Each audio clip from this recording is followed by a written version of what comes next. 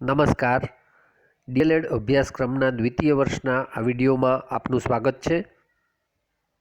આજે આપણે course 4A પદ્ધતિશાસ્ત્ર અને વિષયવસ્તુ ગણિત ધોરણ 6 થી 8 એ વિષયનો અભ્યાસ કરવાના છીએ. અને આજનું આપણું જે પ્રકરણ છે એ છે પ્રકરણ નંબર 2, વ્યવહારુ અંકગણિત અને માહિતીનું ઉપયોજન.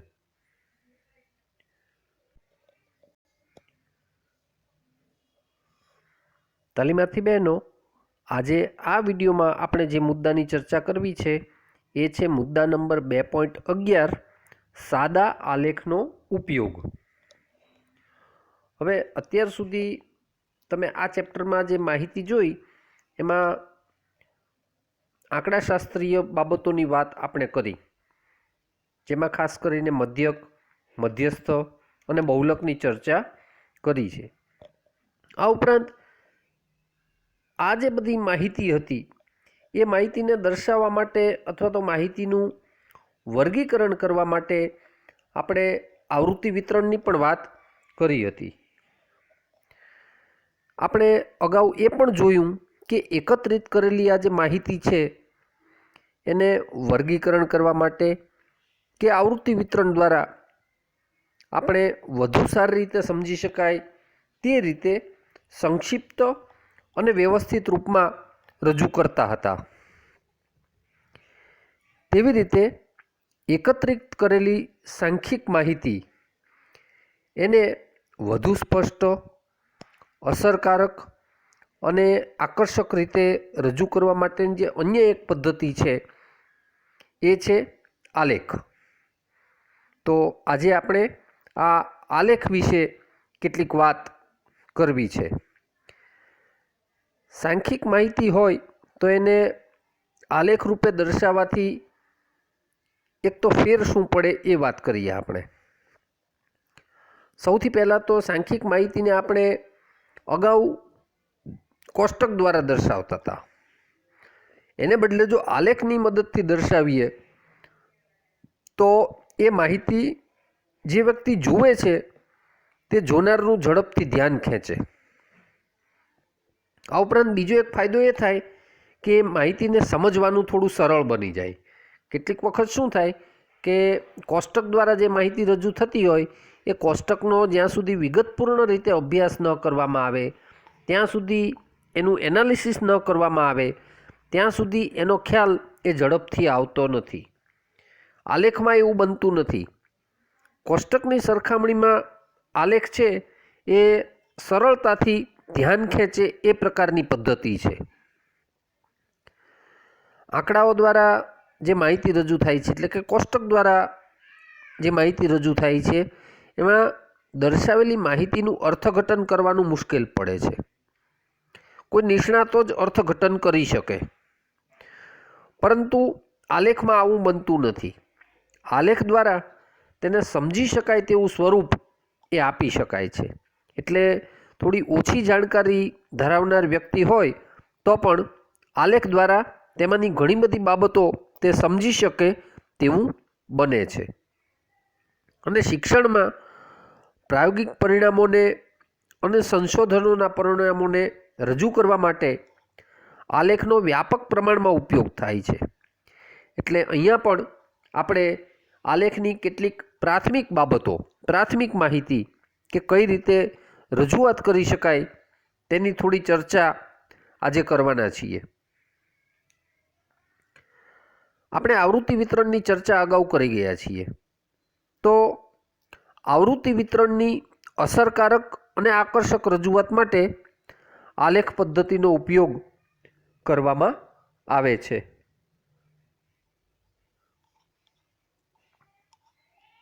આવૃત્તિ વિતરણને આલેખ દ્વારા દર્શાવવાની એક રીત એ સ્તંભાલેખ છે, જેને અંગ્રેજીમાં હિસ્ટોગ્રામ તરીકે ઓળખાય છે.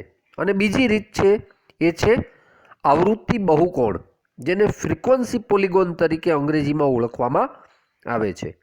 તો આપણે આ આવૃત્તિ વિતરણની આ જે બે રીતો છે, સ્તંભાલેખ અને આવૃત્તિ બહુકોણ, એની વિશે કેટલીક માહિતી મેળવીએ. સૌથી પહેલાં સ્તંભાલેખ દોરવા માટેના જે સોપાનો છે એની વાત કરીએ. સ્તંભાલેખ દોરવા માટે સૌથી પહેલી વાત તો કે સ્તંભાલેખ દોરવા માટે આલેખપત્રો આપણે જરૂર છે. આપણે બધા આલેખપત્રથી પરિચિત છીએ. ગ્રાફ પેપર જેને આપણે અંગ્રેજીમાં કહીએ છીએ. આ ગ્રાફ પેપર એટલે કે આલેખપત્ર ઉપર એક્સ અક્ષ અને વાય અક્ષ દોરવાના છે. આપણને ખ્યાલ છે, આપણે અગાઉ આલેખ વિશે ભણી ગયા છીએ. એક્સ અક્ષ કઈ રીતે દોરાય છે અને વાય અક્ષ કઈ રીતે દોરાય છે. જે હોરિઝોન્ટલ અથવા તો આડી જે રેખા દોરીએ છીએ એને આપણે એક્સ અક્ષ કહીએ છીએ અને ઊભી જે રેખા દોરીએ છીએ એને આપણે શું કહીએ છીએ? વાય અક્ષ કહીએ છીએ. તો આ રીતે એક્સ અક્ષ અને વાય અક્ષ દોર્યા પછી એક્સ અક્ષ પર સીમા બિંદુઓ લેવામાં આવે છે અને વાય અક્ષ પર આવૃત્તિ લેવામાં આવે છે. આ બે મુખ્ય બાબતો આપણે સમજવાની છે. કઈ કઈ બે બાબતો ફરી એકવાર ધ્યાન દોરું છું. સૌથી પહેલાં આલેખપત્ર લેવાની વાત છે. આલેખપત્ર ઉપર એક્સ અક્ષ અને વાય અક્ષ દોરવાના છે. એક્સ અક્ષ કઈ રીતે દોરીશું? તો કે હોરિઝોન્ટલ જે લાઈન દોરીશું, રેખા દોરીશું આડી, એને આપણે શું કહીશું? એક્સ અક્ષ. અને ઊભી જે રેખા દોરીશું વર્ટિકલ, એને આપણે કેવી રેખા કહીશું? વાય અક્ષ તરીકે ઓળખીશું. આ બંને એકબીજાને લંબ હોય એ રીતે આપણે દોરવાના છે. એ વાત આપણે ખાસ ધ્યાન રાખીશું. ત્યાર પછી એક્સ અક્ષ ઉપર સીમા બિંદુ પસંદ કરીશું અને વાય અક્ષ ઉપર આવૃત્તિ લઈશું. ત્યાર પછી બીજો મુદ્દો, સ્તંભાલેખ દોરવા માટેના સોપાનોનો બીજો મુદ્દો. બીજો મુદ્દો શું છે? તો કે એક્સ અક્ષ પર પ્રથમ વર્ગ સામાન્ય રીતે શૂન્યથી રજૂ કરવાનો રિવાજ છે. પરંતુ દરેક વખતે જો શૂન્યથી રજૂ થવાને બદલે, શૂન્યથી શરૂ થવાને બદલે જો અન્ય અંકોથી શરૂ થાય તો ત્યારે એક્સ અક્ષ ઉપર શરૂઆતમાં કાપ કે છેદ એમ કરી અને પછી અંકોને રજૂ થાય છે. અને જો આ રીતે કાપ કે છેદ ન હોય તો પણ આપણે થોડો મહાવરો કરીએ એટલે આપણને ખ્યાલ આવી જાય છે કે શરૂઆતમાં એ કાપ મૂકવાનો છે અને ત્યાર પછી એ અંકો લખવાના છે. એટલે આ બીજી વાત. ફરીવાર બોલું છું. બીજું સોપાન શું કરવાનું છે? એક્સ અક્ષ ઉપર પ્રથમ વર્ગ સામાન્ય રીતે શૂન્યથી રજૂ થતો હોય. સામાન્ય આપણે જે એક્સ અક્ષ ઉપર જે અંકો પસંદ કરીએ છીએ તેમાં, પણ અહીંયા આવૃત્તિ વિતરણના કિસ્સામાં દરેક વખતે એવું ન પણ બને. તો શું કરવાનું છે? તો કે પ્રથમ વર્ગ શૂન્યથી શરૂ થવાને બદલે અન્ય અંકોથી શરૂ થાય ત્યારે એક્સ અક્ષ પર શરૂઆતમાં કાપ કે છેદ એ મૂકવામાં આવે છે અને પછી અંકોને દર્શાવાય છે. ત્યાર પછી ત્રીજો તબક્કો છે વાય અક્ષ ઉપર યોગ્ય સ્કેલ માપ લઈ અને આવૃત્તિને દર્શાવાય છે. વાય અક્ષ ઉપર યોગ્ય સ્કેલ માપ લઈ અને આવૃત્તિને દર્શાવાય છે. અને પછી ચોથું સોપાન એક્સ અક્ષ પર પ્રત્યેક વર્ગ ઉપર તેની આવૃત્તિના અંક સુધી પહોંચે તે પ્રમાણેનો સ્તંભ એ દોરવામાં આવે છે. ફરી એક વખત, એક્સ અક્ષ પર પ્રત્યેક વર્ગની ઉપર તેની આવૃત્તિના અંક સુધી પહોંચે તે પ્રમાણેનો સ્તંભ એ દોરવામાં આવે છે. એટલે એ દ્રષ્ટિએ આ સ્તંભાલેખ છે એ તૈયાર થાય છે. અને સ્તંભાલેખ ઉપરથી આવૃત્તિ બહુકોણ કેવી રીતે દોરવાનો છે એ પાંચમું સોપાન છે. એ પછી પાંચમું સોપાન છે. પાંચમા સોપાનમાં શું કરવાનું છે?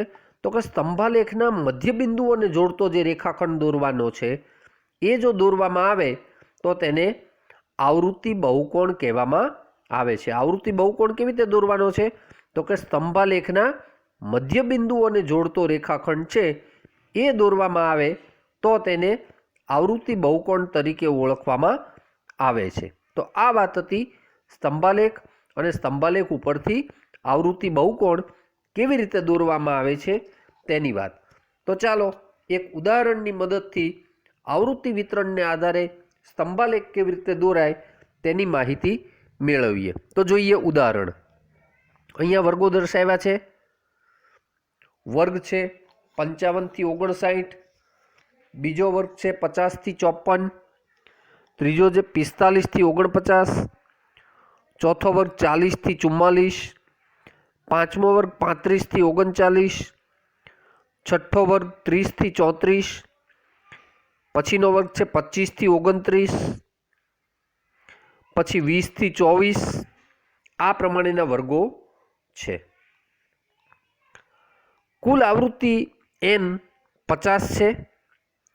વર્ગવાઇઝ જો આવૃત્તિ જોઈએ તો 55 થી 59ના વર્ગની આવૃત્તિ 2, ત્યાર પછી 50 થી 54ના વર્ગની આવૃત્તિ 4, 45 થી 49ના વર્ગની આવૃત્તિ 8, 40 થી 44નો વર્ગ છે એની આવૃત્તિ 12, 35 થી 39ના વર્ગની આવૃત્તિ 9, 30 થી 34ના વર્ગની આવૃત્તિ 7, 25 થી 29ના વર્ગની આવૃત્તિ 5 અને 20 થી 24 એના વર્ગની આવૃત્તિ 3 અને કુલ આવૃત્તિ n એટલે 50. તો આ રીતે આ આવૃત્તિ વિતરણ આપેલું છે અને એની મદદથી આપણે સ્તંભાલેખ દોરવાનો છે. તો ચાલો અહીંયા સ્લાઇડમાં નજર કરીએ. સ્તંભાલેખ દોરેલો છે. થોડુંક સમજી લઈએ કે સોપાનો પ્રમાણે શું થયું છે. સૌથી પહેલાં સ્તંભાલેખ દોરવા માટે આલેખપત્ર ઉપર એક્સ અક્ષ અને વાય અક્ષ. અહીંયા એક્સ અક્ષ ઉપર શું આપ્યું છે તો કે વર્ગો આપેલા છે અને વાય અક્ષ ઉપર આવૃત્તિ આપેલી છે.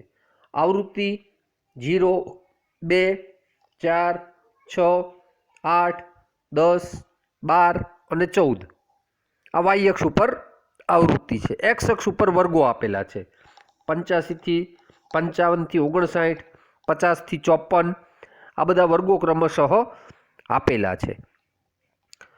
હવે જે વર્ગો આપેલા છે એ પ્રમાણે આવૃત્તિ છે કે નહીં એ સહેજ ચકાસીએ આપણે. સૌથી પહેલાં તો 55 થી 59ના વર્ગની આવૃત્તિ કેટલી છે તો કે 2. તો તમે નજર કરો વાય અક્ષ ઉપર 2નો અંક દર્શાવેલો છે 0 થી 2 અંક સુધી. તો ત્યાં 2 હોય ત્યાં આપણે સ્તંભાલેખ 2 સુધીની ઊંચાઈનો સ્તંભાલેખ છે એ દર્શાવ્યો છે. એ જ રીતે 50 થી 54ની આવૃત્તિ કેટલી છે તો કે 4. તો એની ઊંચાઈ કેટલી છે 50 થી 54ના વર્ગ માટે સ્તંભાલેખ દોર્યો છે એની ઊંચાઈ કેટલી છે તો કે 4. તમે નજર કરો વાય અક્ષની સાથે કમ્પેર કરતા જવાનું છે. વાય અક્ષ ઉપર આપણે આવૃત્તિ દર્શાવી છે 2, 4, 6, 8, 10 આ રીતની. તો દરેક વર્ગ સાથે જે આવૃત્તિ છે એ ખાસ જોતા જવાની છે. 45 થી 49નો વર્ગ છે એની આવૃત્તિ કેટલી છે તો કે 8. જુઓ તમે 8ની સામે સ્તંભાલેખ દર્શાવ્યો છે એટલી ઊંચાઈનો 8ની ઊંચાઈનો. 40 થી 44 કેટલું છે 12, સૌથી વધારે છે 12. 35 થી 39 તો કેટલું છે 9. હવે 9 અહીંયા આવૃત્તિમાં 8 અને 8 પછી 10 આપેલું છે. તો 9 ક્યાં આવશે તો કે 8 અને 10ની બરાબર વચ્ચે આવશે. તો તમે નજર કરો એની જે ટોચ છે ટોપ છે એનું એ સ્તંભાલેખનું 35 થી 39ના વર્ગનું ટોપ એનું એ ક્યાં છે 8 થી 10ની વચ્ચે એટલે કે 9 ઉપર. તો 9 ઉપર આપેલું છે 35 થી 39ની વચ્ચે. 35 થી 39નો જે સ્તંભાલેખ છે એની જે ટોચ છે એ 8 અને 10ની બરાબર વચ્ચે 9 આવેલા છે ત્યાં. એ જ રીતે 30 થી 34નો વર્ગ આવૃત્તિ કેટલી છે 7. એમાં પણ એવું બનશે. આવૃત્તિની સામે જુઓ તમે તો 6 અને 6 પછી આવે છે સીધું 8. તો 7 ક્યાં આવશે તો કે 6 અને 8ની બરાબર વચ્ચે. તો બરાબર વચ્ચે 7 સુધી એની ટોચ આપણે લઈ ગયા છીએ અને ત્યાં સ્તંભાલેખ આપણે દોરેલો છે. એ જ રીતે 25 થી 29 25 થી 29ની આવૃત્તિ કેટલી છે તો કે 5. તો 5 ને 4 થી 6 ની વચ્ચે દર્શાવેલો છે અને 20 થી 24 છેલ્લે કેટલી આવૃત્તિ છે? 3. તો એને 2 થી 4 ની બરાબર વચ્ચે ઊંચાઈ આવે એ રીતે દર્શાવેલો છે. તો આ રીતે 55 થી 59ના વર્ગથી શરૂ કરીને 20 થી 24 સુધીનો વર્ગ જે છે એ આપણે દર્શાવેલો છે. આ રીતે આખો સ્તંભાલેખ આપણે દર્શાવી શકીએ છીએ. હવે અહીંયા બીજી એક વાત એ પણ છે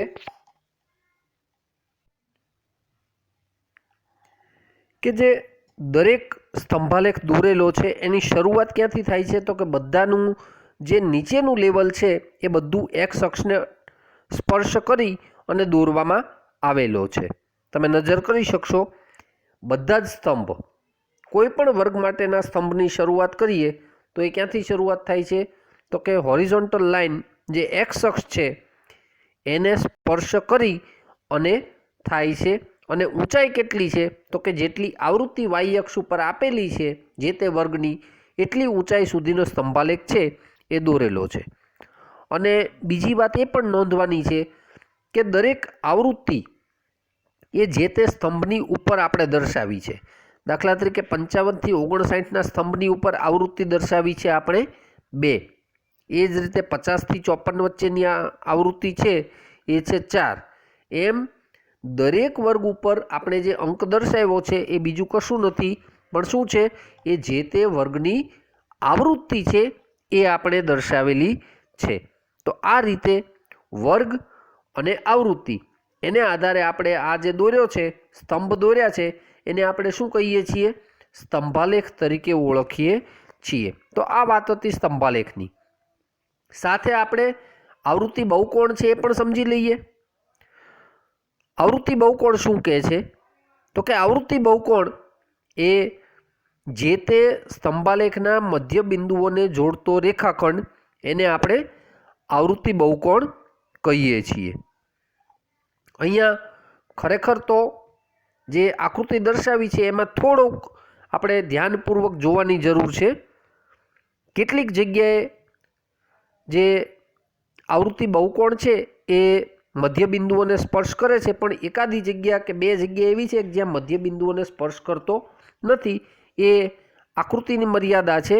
આપણે સમજવાનું એ છે કે દરેક સ્તંભ છે, સ્તંભાલેખનો જે દરેક સ્તંભ છે એનું જે ઉપરનું મધ્ય બિંદુ છે, ટોચનું મધ્ય બિંદુ છે, તેને સ્પર્શ કરી અને આવૃત્તિ બહુકોણ એ દોરવાનો છે. એટલે બધાને એકબીજા પાસેના જે સ્તંભ છે એના મધ્ય બિંદુઓને જોડતો રેખાખંડ છે એ જોડી અને તૈયાર કરવાનો છે. અને એ રીતે જે બને છે એ આવૃત્તિ બહુકોણ થાય છે. એટલે અહીંયા જુઓ તમે, જવાબની વાત નીચે કરી છે એ મુદ્દાઓની પણ કેટલીક ચર્ચા સાથે કરી લઈએ આપણે. કે વર્ગ લંબાઈ સતત છે. અહીંયા જે વર્ગ લંબાઈ છે એ કેવી છે? સતત વર્ગ લંબાઈ છે. તેથી પ્રત્યેક વર્ગની ચોક્કસ નિમ્ન સીમા અને ઉચ્ચ સીમા એ દર્શાવેલું છે. ત્યાર પછી એક્સ અક્ષ ઉપર શૂન્યથી શરૂઆત થઈ નથી, એટલે એક્સ ધરી પરના પ્રથમ ખાનામાં કાપ કે છેદનું ચિહ્ન એ દર્શાવવું જોઈએ. અહીંયા દર્શાવી શકાયું નથી એ આપણે સમજવાનું છે કે ત્યાં શૂન્ય અને સ્તંભ શરૂ થાય એ બંને વચ્ચે છેદ કે કાપનું ચિહ્ન છે એ દર્શાવવાનું હોય છે. એટલે એ મુદ્દો આપણે એક સમજવાનો છે. વાય અક્ષ ઉપર પ્રત્યેક વર્ગની આવૃત્તિઓના અંક પ્રમાણેના સ્તંભ દોર્યા છે. વાય અક્ષ ઉપર શું લીધું છે? આવૃત્તિ લીધું છે. અને સ્તંભના ઉપલા મધ્ય બિંદુઓને તૂટક રેખાથી જોડતા એ આવૃત્તિ બહુકોણ બને છે. આવૃત્તિ બહુકોણ વિશે થોડી વધારે વાત કરી દઉં. આવૃત્તિ બહુકોણ કેવી રીતે દોરવાનો છે આપેલા ઉદાહરણના સંદર્ભમાં? તો કે જ્યાં 2, 4, 8, 12 જે સ્તંભની ઉપર અંકો લખેલા છે, તો એ ઉપરની જે ટોચ છે દરેક સ્તંભની એનું મધ્ય બિંદુ આપણે લેવાનું છે. દાખલા તરીકે જે 2 લખ્યો છે તો એ સ્તંભનું ઉપરનું જે મધ્ય બિંદુ છે એ આપણે લેવાનું છે. એ જ રીતે 4ની ઉપરનું મધ્ય બિંદુ લેવાનું છે. એ જ રીતે 8 વાળો જે સ્તંભ છે 45 થી 49ના વર્ગનો, એમાં પણ ઉપરનું જે મધ્યબિંદુ છે છેડાનું એ આપણે પસંદ કરવાનું છે અને ક્રમશઃ પાસેના જે સ્તંભો છે એમની વચ્ચે, એમની ટોચ વચ્ચે મધ્યબિંદુઓને જોડતો રેખાખંડ એ દોરવાનો છે અને બધા જ રેખાખંડોને આ રીતે આપણે ક્રમશઃ જોડી દઈએ તો સરસ મજાનો એ આવૃત્તિ બહુકોણ એ તૈયાર થાય છે. એટલે એ દ્રષ્ટિએ આ સ્તંભાલેખ પણ દોરી શકાય છે અને આવૃત્તિ બહુકોણ પણ આ રીતે દોરી શકાય છે.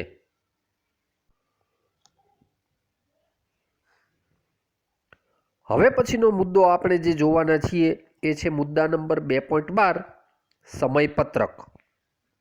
તાલીમાર્થી બહેનો, સમયપત્રક દ્વારા આપણી પાસે ઉપલબ્ધ સમયનો મહત્તમ અને અસરકારક ઉપયોગ કરવાની સુવિધા એ આપણે ઊભી કરી શકીએ છીએ. સમયપત્રકથી તમે બધા પરિચિત છો.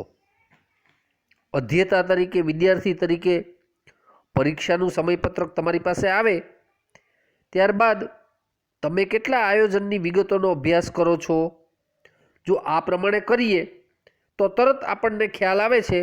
કયા કયા મુદ્દાઓનો ખ્યાલ આવે છે? સૌથી પહેલું તો કે કાર્ય પૂર્ણ કરવા માટે આપણને કેટલો સમય જોઈશે. તમારે જ્યારે તમારી પાસે પરીક્ષાનું ટાઈમ ટેબલ આવે ત્યારે તમે પણ આવું જ કરો છો ને, કે કોર્સ પૂરો કરવાનો છે પરીક્ષા પહેલાં, તો એ કોર્સ પૂરો કરવા માટે કેટલો સમય જોઈશે. આ ઉપરાંત કાર્ય પૂરું કરવા માટે આપણી પાસે કેટલો સમય ઉપલબ્ધ છે વાસ્તવિક રીતે, એ પણ આપણે જોઈએ છીએ. પછી એ પણ મુદ્દો જોઈએ છીએ કે જ્યારે સમય ઓછો હોય અને મોટે ભાગે પરીક્ષાનો માહોલ એવો જ હોય છે કે ગમે એટલો સમય હોય આપણને ઓછો જ લાગે. તો સમય ઓછો હોય ત્યારે નિર્ધારિત સમયમાં કાર્ય પૂર્ણ કરવાના અન્ય રસ્તાઓ કયા કયા અજમાવી શકાશે એની પણ આપણે વિચારણા કરીએ છીએ. આ ઉપરાંત આયોજનને લીધે સફળતાની કક્ષા કઈ થશે, શી થશે, એ પણ આપણે મુદ્દો સાથે વિચારતા હોઈએ છીએ. આવા પ્રશ્નોના ઉત્તરને આધારે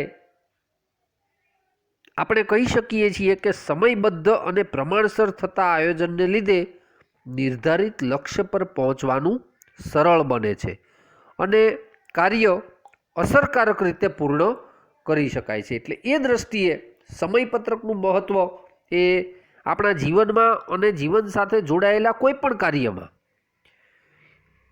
આપણે તો વિદ્યાર્થી છો, તમે તો બધા હજુ તાલીમના તબક્કામાં છો, પણ શિક્ષક બન્યા પછી પણ તમારે માટે સમયપત્રકનો મુદ્દો તો અગત્યનો છે જ, કે કયા સમયપત્રક પ્રમાણે આપણે કયા વર્ગમાં કયો તાસ લેવાનો છે એની તૈયારી એ શિક્ષક તરીકે કરવાની છે.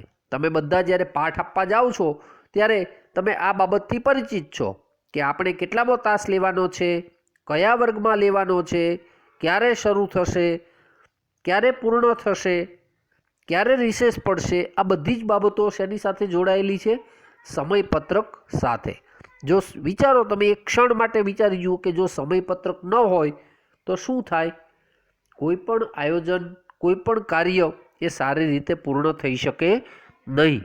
અને એટલા માટે સમયપત્રક છે એની અનિવાર્યતા, સમયપત્રકની ઉપયોગિતા એ ખૂબ જ છે. શાળાના વર્ગના સમયપત્રક તથા શાળાના પરીક્ષાના સમયપત્રકથી તમે બધા પરિચિત છો જ, પણ આજે આપણે જે ઉદાહરણની વાત કરવી છે એ વ્યવહારમાં ઉપયોગી એવા કેટલાક વિશિષ્ટ સમયપત્રક છે એની વાત કરવી છે અને એને સમજવાનો પ્રયત્ન પણ આપણે કરવો છે. તો ચાલો હવે જોઈએ ઉદાહરણમાં રેલવે સમયપત્રકનો નમૂનો. તાલીમાર્થી બહેનો, સ્ક્રીન ઉપર નજર કરો. સ્ક્રીન ઉપર રેલવે સમયપત્રકનો એક નમૂનો દર્શાવ્યો છે. પહેલી નજરે તમે જોઈશો ત્યારે ખૂબ બધી વિગતો આની અંદર જોવા મળે છે. તમે સરળતાથી જોઈ શકો એટલે કેટલીક વખત હું એને ઝૂમ કરી અને દર્શાવું છું.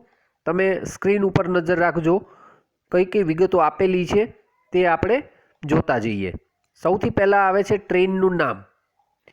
ટ્રેનનું નામ છે, ત્યારબાદ શું છે નીચે નજર કરો, ટ્રેનનો નંબર છે, પછી છે class of accommodation, from table number, પછી છે days of departure at originating station અને ડિપાર્ચર ફ્રોમ ઓરિજિનેટિંગ સ્ટેશન.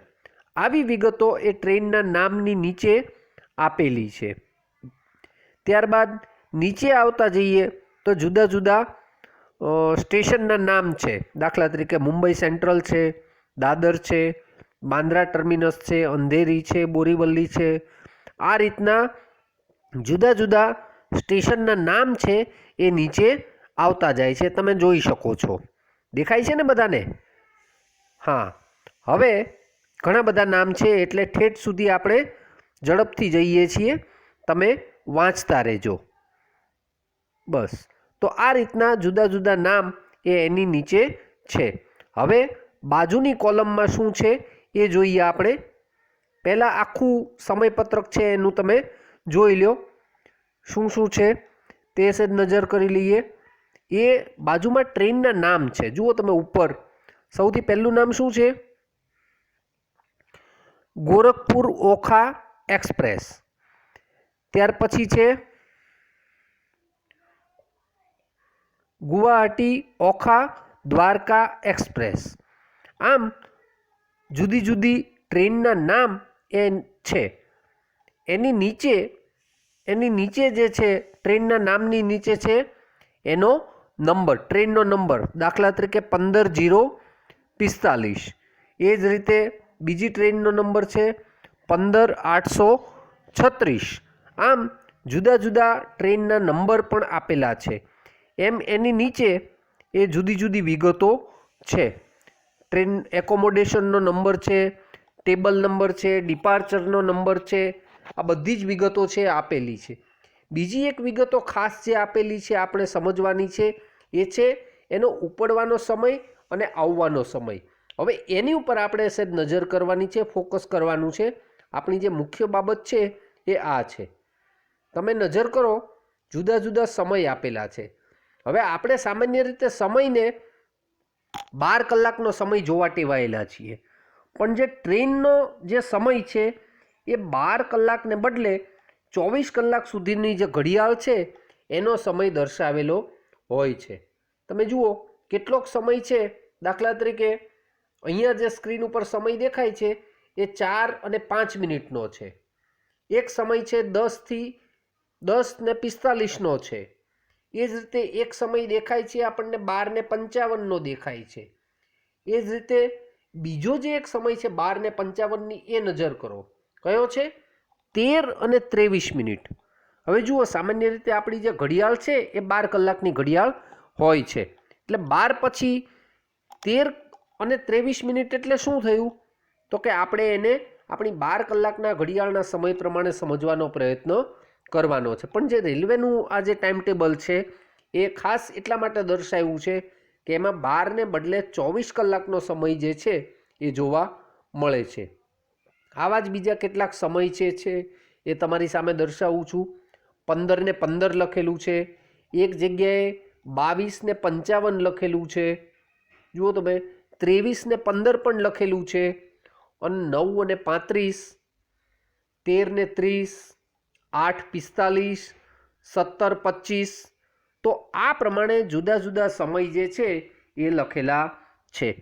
જ્યારે રેલવેનું સમયપત્રક છે એને આપણે સમજીએ તો આપણને આ બધી બાબતોનો ખ્યાલ આવી શકે છે. હવે આપણે ટ્રેનનું સમયપત્રકનું તમે સારી રીતે અવલોકન કરી લીધું હશે, કારણ કે મેં ઝૂમ કરી અને તમને બધાને આ બધી જ વિગતો છે એ દર્શાવી છે. હવે આપણે મુદ્દાઓ ઉપર પાછા પહોંચીએ છીએ. તો તાલીમાર્થી બહેનો, હમણાં આપણે સ્ક્રીન ઉપર રેલવેનું સમયપત્રક છે એનો નમૂનાનો અભ્યાસ કર્યો.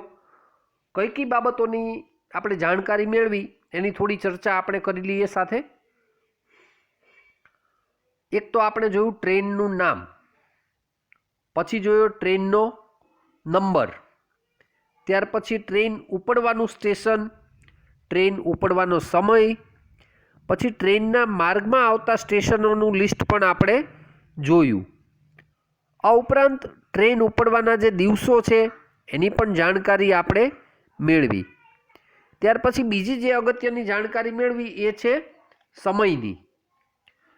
સવારે 12 વાગ્યા સુધીનો જે સમય છે, જુઓ અહીંયા સમયના સંદર્ભમાં આપણે ખાસ વાત કરવી છે, કારણ કે આ સમય જે છે એ બીજા સમયપત્રક કરતાં અલગ પ્રકારનો છે. સામાન્ય રીતે મેં તમને નમૂનો દેખાડતી વખતે પણ વાત કરી હતી કે એ જે સમયપત્રક છે એ 12ની બદલે 24 કલાકનું સમયપત્રક છે. સામાન્ય રીતે આપણું જે સમયપત્રક છે એ 12 કલાકનું સમયપત્રક હોય છે. 12 પછી પાછો 1 વાગે, 2 વાગે, 3 વાગે એમ.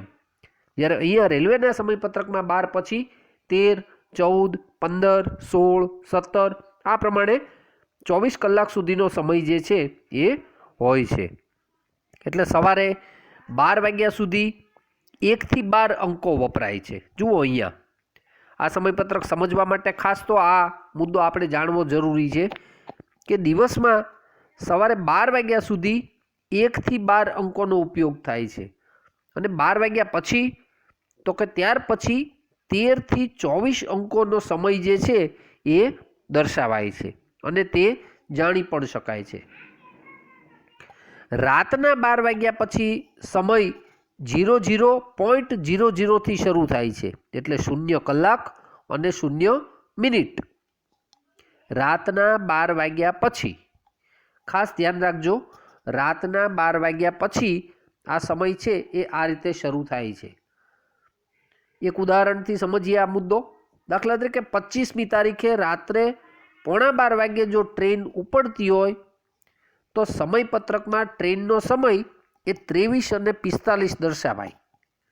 23:45. ફરીવાર બોલું છું, 25મી તારીખે રાત્રે 11:15 વાગ્યે જો ટ્રેન ઉપડતી હોય તો સમયપત્રકમાં કઈ રીતની નોંધ હોય? તો કે ટ્રેનનો સમય હોય 23:45 અને ઉપડવાની તારીખ પણ કઈ હોય? 25 જ હોય. પરંતુ આ ટ્રેન જો રાતના 12 વાગ્યા પછી ઉપડતી હોય તો તેનો સમય શું હોય? 00.01, 00.02 એવો બતાવે. પણ મુસાફરીની તારીખ કઈ થાય? તો કે 25ને બદલે 26 તારીખ છે એ થઈ જાય. એટલે કે રાત્રે 12:01 થાય તો આપણે તારીખ કઈ સમજવાની? 26 તારીખ સમજી લેવાની. સમજાય છે તાલીમાર્થી બહેનો? આ મુદ્દો અગત્યનો છે, થોડુંક ધ્યાન આપીને સમજવાનો પ્રયત્ન કરજો. જો ફરીવાર આનું આ ઉદાહરણ હું બોલું છું. જો 25 તારીખે રાત્રે 11:15 વાગ્યે ટ્રેન ઉપડતી હોય તો સમયપત્રકમાં ટ્રેનનો સમય 23:45 દર્શાવ્યો હોય. 23:45 એટલે કેટલા? 12 વાગ્યામાં 15 મિનિટ ઓછી. અને ઉપડવાની તારીખ પણ કઈ હોય? 25 જ દર્શાવે, કારણ કે 12 વાગ્યા પહેલાં 25 તારીખ છે એ હોય. 12 વાગ્યા પછી તારીખ છે એ કેવી થાય? બદલાઈ જાય, ચેન્જ થઈ જાય. પણ ટ્રેન 12 વાગ્યા પછી જો ઉપડતી હોય એટલે કે 12 વાગ્યા પછી એટલે કે 00.01 સમય બદલાઈ જાય, 00.02 એવું બતાવે. પણ મુસાફરીની તારીખ કેવી થઈ જાય? 25 તારીખને બદલે 26 તારીખ થઈ જાય. ટૂંકમાં કહીએ તો રેલવે, બસ કે વિમાનની મુસાફરી હોય તો રાતના 12 વાગ્યા પછી તારીખ 1 અંક આગળ વધે. તો તાલીમાર્થી બહેનો,